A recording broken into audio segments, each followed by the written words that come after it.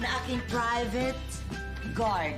At siya, wala siyang gagawin kundi bantayan ang aking diamond. Anong say mo, Ador? Okay lang, trabaho ko rin yun eh. Bakit ba hindi? Private guard. Para sa akin yung guard, Makin. Private guard. Sandali lang, ha?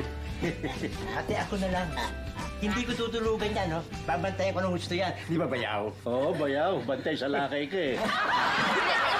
Mabuti pa, basagin na lang natin kapiraso niyan, tapos gawin natin sisig.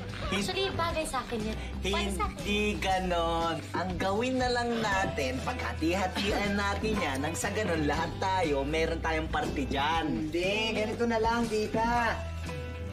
Basagin natin, tapos gagawin kong hikaw yan, pupunuin ko yung take. Ay! Mali naman kayo lahat eh! Ang maganda dyan, papasagin yan, bibigay sa bangko, tapos kung ubre pera,